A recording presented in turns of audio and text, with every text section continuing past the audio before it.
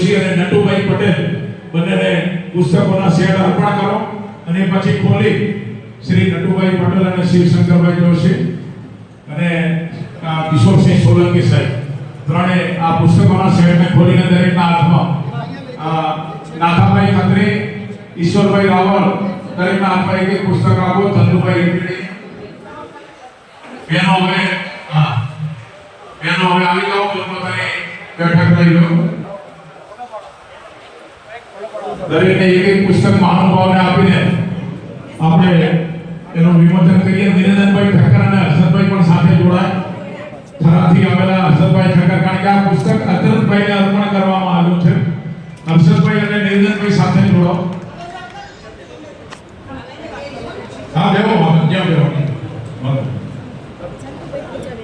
ખૂબ સરસ રીતે પુસ્તક દેવતાને વાગતે ગાતે આપણે અહીંયા મહેમાનો પાસે લઈ આવ્યા અને હવે મહેમાનો એનું સરસ રીતે વિમોચન કરી રહ્યા છે. ઢોલ શરણાઈ વાળા ભાઈ ક્યાં ગયા? અહીંયા આવી જાઓ ને અંદર. અંદર આવો જલ્દી, જલ્દી આવો. ઢોલ શરણાઈ અહીંયા આવો જલ્દી. જ્યારે વિમોચન લોકો સમક્ષ આપણે બે હાથમાં પુસ્તક રાખીને તબુકા ઢોલના નાદે એનો વિમોચન કરીએ. જોરદાર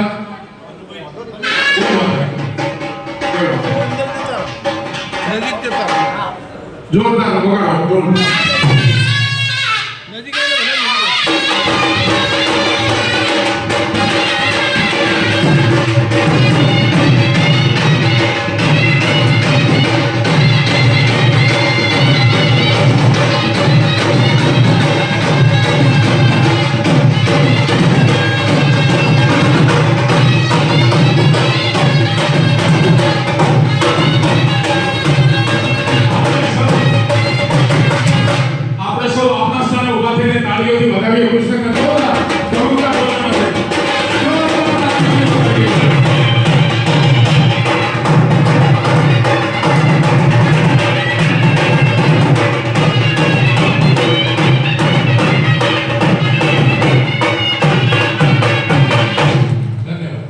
ધન્યવાદ. સૌ પોતાની બેઠક લઈ જશે અને હવે વક્તાઓ ઘણા છે, સમયની મર્યાદા છે, એટલે સૌ વક્તાઓને શરૂઆતથી વિનંતી, જ્યારે આપ ઉભા થાઓ ત્યારે બધાનું સંબોધન ના કરશો. મહેરબાની કરીને તમારું પ્રવચન સ્પષ્ટ, વિષયાંતર ના થાય એ રીતે સૌને નમ્ર વિનંતી. વિષયને કેન્દ્રમાં રાખીને આપણે સૌ 5-5 મિનિટની સમય મર્યાદામાં વાત કરીશું. સૌ પ્રથમ હું સરસ મજાના વક્તા એવા મહેશભાઈ મોલાણી સાહેબને વિનંતી કરું તેઓ આવે અને પ્રસંગોથી ઉદ્બોધન કરે. વેદીની શરૂઆત આપણે મહેશભાઈથી કરીએ. મંચસ્થ મહાનુભાવ, ઉપસ્થિત આપ સૌને જય જલારામ.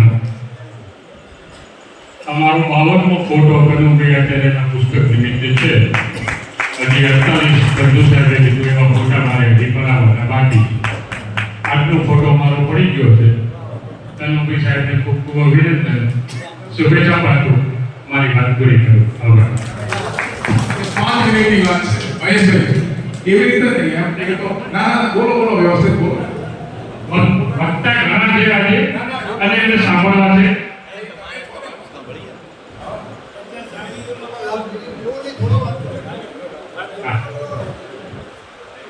આજે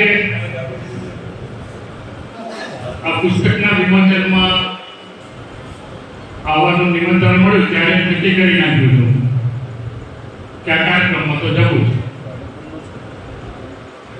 આચાર્ય સાહેબના ઘણા બધા પુસ્તકના વિમોચનના કાર્યક્રમમાં ઉપસ્થિત રહેવાનું થયું છે.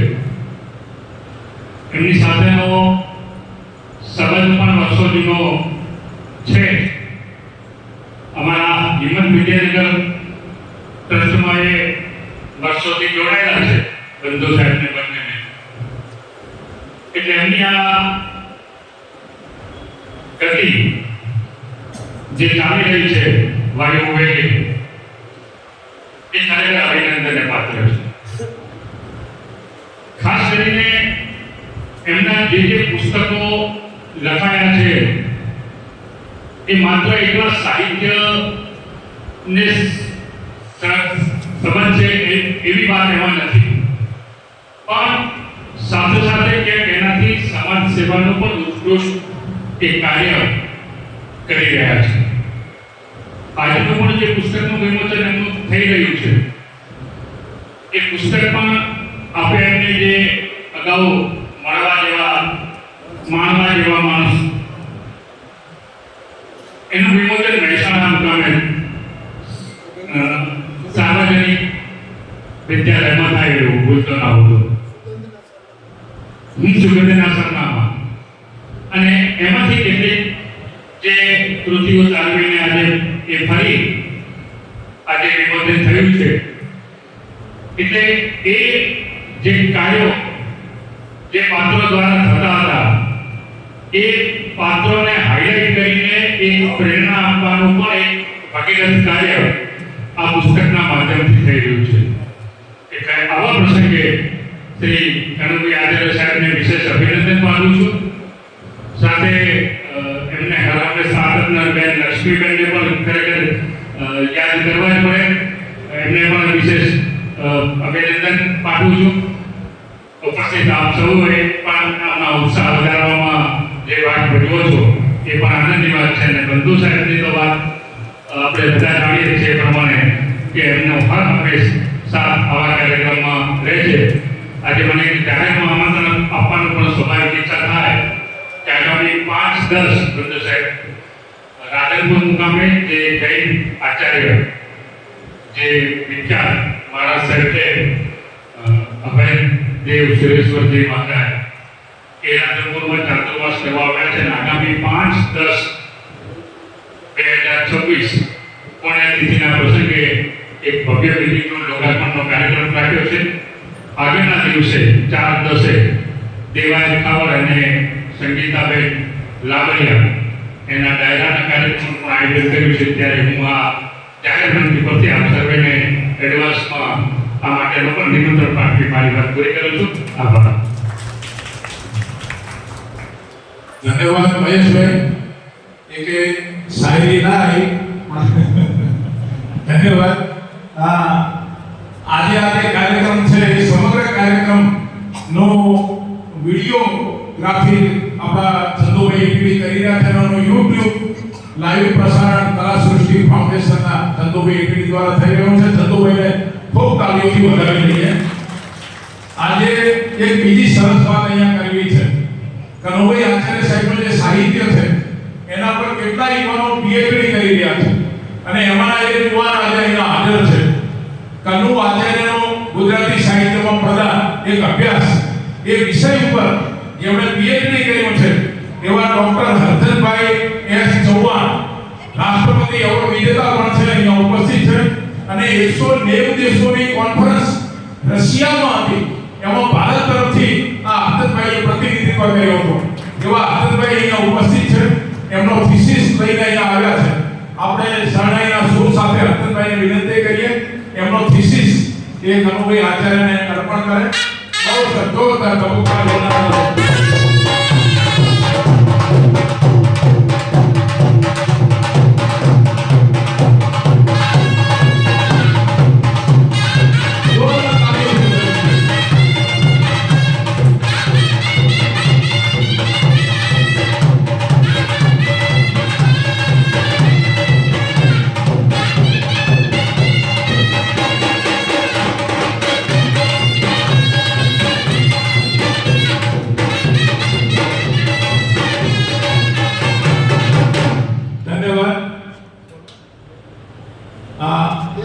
શ્રી હરધનભાઈ સમય મર્યાદામાં એમની વાત કરશે. નમસ્કાર આપ સૌને અને વંદન. કનુભાઈ સાહેબે માત્ર કોઈ એક ક્ષેત્રમાં જ સાહિત્યનું ખેડાણ નથી કર્યું. એમને વિવિધ ક્ષેત્રોમાં, ચાહે નવલકથા હોય, ટૂંકી વાર્તા હોય, રેખાચિત્રો હોય, ધાર્મિક સાહિત્ય હોય, એ રીતે સાહિત્યના વિવિધ પાસાઓની અંદર અઢળક એમણે સાહિત્યનું સર્જન કર્યું છે. જ્યારે મેં આ વિષય પસંદ કર્યો ત્યારે મને ઘણા બધા સવાલો થતા હતા, પણ એ સવાલોની અંદર મને એક જ જવાબ મળેલો કે કનુભાઈના સાહિત્ય ઉપર થોડુંક રિસર્ચ કર્યા પછી મને એવું જાણવા મળેલું કે આ એ લેખક છે જેમને બનાસકાંઠાના મેઘાણી કહી શકાય. અને મારા મતે એ પોતે બનાસકાંઠાના મેઘાણી છે. આજે હૈયાના હસ્તાક્ષર જે પુસ્તકનું એક વિમોચન થયું છે, આવા અઢળક પુસ્તકોના વિમોચન થઈ ચૂક્યા છે. અને એ અઢળક પુસ્તકો થકી હું જે કંઈ પણ એમના વિશે લખી શક્યો છું, એમણે એક એક પુસ્તક કરી અને સમાજ વચ્ચે રાખ્યું છે. મેં એમના આખા સાહિત્ય જીવનને એક થીસીસ સ્વરૂપે એક સંગ્રહ કરી અને એમને આજે અર્પણ કરવાનું મને સૌભાગ્ય મળ્યું છે.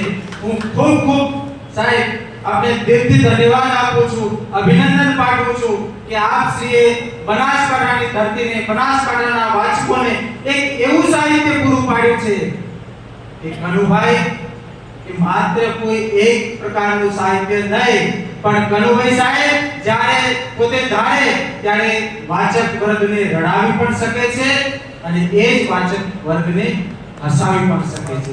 એ પ્રકારના ખમીરવંતા અને ખુમારીવાળા માત્ર કોઈ એક પ્રકારના સાહિત્ય ઉપર નહીં, પણ આ એ પ્રકારનું એમનું સાહિત્ય છે કે જ્યાં માત્ર બનાસકાંઠા ગુજરાત જ નહીં, પણ એમની કેટલી વાર્તાઓ ભારત બહાર પણ અને બીજા રાજ્યોમાં પણ વિવિધ ભાષાઓમાં ટ્રાન્સલેટ થઈ અને આજે ભણાવી યુનિવર્સિટી અને કોલેજોમાં પણ ભણાવી રહ્યા છે.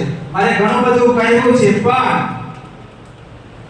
બસ એટલું જ કહીશ કે કનુભાઈ સાહેબ જે કંઈ પણ લખે છે ને, પન્નાલાલ પટેલે 24 દિવસની અંદર માનવીની ભવાઈ નવલકથા પૂરી કરી હતી. અને કનુભાઈ સાહેબની કોઈ પણ વાર્તા, કોઈ પણ નવલકથા તમે જ્યારે વાંચવા બેસો છો ત્યારે તમને વચ્ચે વિરામ કરવાનું મન થાય, પણ જ્યારે તમે વાંચવા બેસો ત્યારે તમને મનમાં એક ઝબકારો થાય, ના પછી હું વધારે વાંચું અને પૂરી કરી અને પછી જ વિરામ લઉં. એ પ્રકારના કનુભાઈ સાહેબને આપણા બધાના માટે ગૌરવ લેવા જેવી ક્ષણ અને ઘટના છે. એ બદલ હું આપ સર્વેનો અહીંયા વાચક વર્ગ સહૃદય મિત્રો જ્યારે ઉપસ્થિત થયા છે ત્યારે સૌનું દિલથી ખૂબ ખૂબ આભાર માનું છું અને કનુભાઈ સાહેબને ફરી એકવાર પ્રણામ કરું છું સાહેબ.